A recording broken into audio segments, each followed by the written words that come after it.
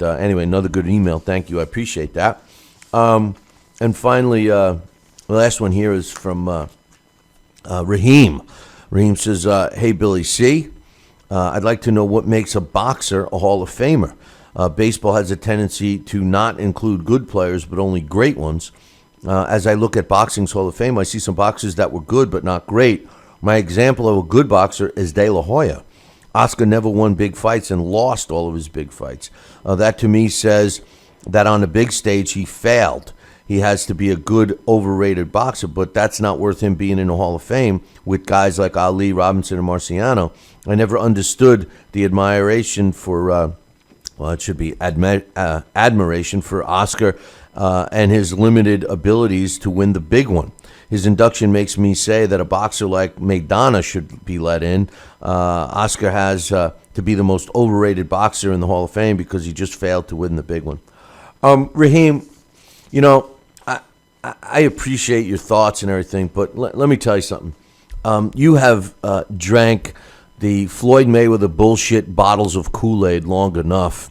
That is typical lines coming from the Mayweather camps. You know, Oscar De La Hoya, first of all, was an Olympian, gold medal winner, something Floyd never did. He was in the Olympics. He didn't win a gold. All right, that's number one. Number two, to suggest that Oscar De La Hoya didn't beat anybody is one of the most ridiculous things I've ever heard. The one thing about Oscar De La Hoya, and you know what, Raheem, you should really research things before you make comments like that. And you should really look deeper into a fighter's career other than what you may see or hear, what you may see on a record or what you may hear from other people. And if you look at Oscar De La Hoya's record, you'll see that this man, during his career, did exactly what I was talking about in the beginning of this show, about seeking out the toughest, most difficult fights that he could at the time. Keep in mind, he's a 6th divisional world champion.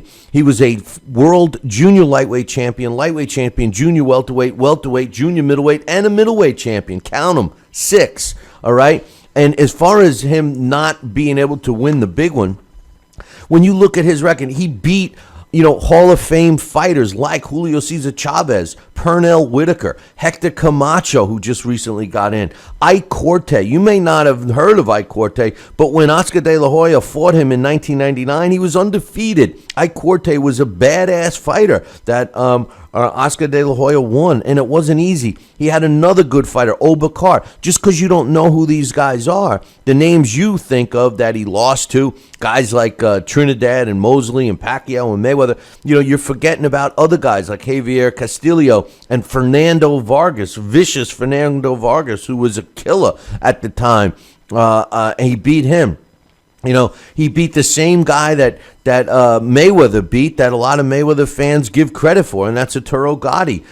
He lost to Mayweather, he lost to Pacquiao, he lost to Bernard Hopkins, but he was also at the end of his career still trying to prove that he was one of the best of all time. He beat Felix Sturm in a close, controversial fight, but he got the W anyway. Anyway, he beat Rory Boyd Campus, and Rory Boyd Campus was a big time fighter.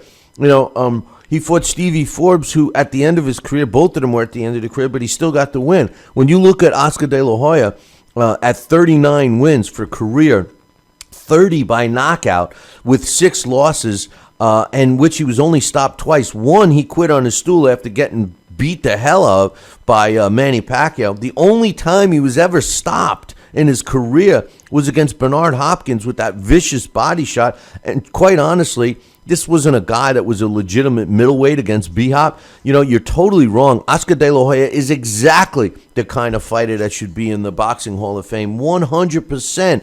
And what makes a fighter in the Hall of Fame? Well, in yesteryear's fighters, a champion, just like in football, you win a Super Bowl and you're a star quarterback, chances are you're going to get in the Hall of Fame. In boxing, if you became a world champion when there was only one title, you pretty much got in the Hall of Fame. But then now, because there's so many titles, even the Hall of Fame knows that, just because you win a title doesn't necessarily mean you're a Hall of Fame fighter. But you also have to bring something else. This is my opinion. You have to bring something else. You have to have made a significant impact on the sport. And Oscar De La Hoya certainly made a significant impact on the sport, and he still is to this day. No, I'm sorry, Raheem. I love that you listen to the show. I love that your pops is listening to the show now and all that. But, man, you are totally misled with some of your thoughts and stuff. And I hope that you're the minority and not the majority of people that are thinking that way, to be honest with you. Because, to me, Oscar De La Hoya is a prime example of the types of fighters that we do want in the Hall of Fame. He never ducked anyone. And all you got to do is look at your idol, Floyd Mayweather, and you can find the last decade worth of ducking fights. And don't tell me he fought Canelo Alvarez and Manny Pacquiao and Cotto and all those guys as being great fighters, because they are. I'm not going to knock that. I'm not going to take that away. But he calculated his risk and fought them all at the end. And even with Pacquiao, which I hated the excuse, and I give Floyd all the credit because he beat Pacquiao, no question. But let's be real. If Pacquiao did have a shoulder he couldn't throw punches, he didn't fight a prime Pacquiao. He ducked a prime Pacquiao. He ducked prime fighters throughout the last decade of his career. There's no question about that. Instead of fighting guys like Margarito or other tough fighters, he picked the easiest, weakest link in the welterweight division in Carlos Baldomir. So, no, I'm sorry, man. You're totally wrong about Oscar De La Hoya. He's exactly what I want to see in the Hall of Fame. Hey, thank you for the emails. Thanks, everybody. Remember, if you take the time to email me, I'll take the time to read it. Billy at Talkin' Boxing. That's TalkinBoxing.com. Now, today is Friday, and you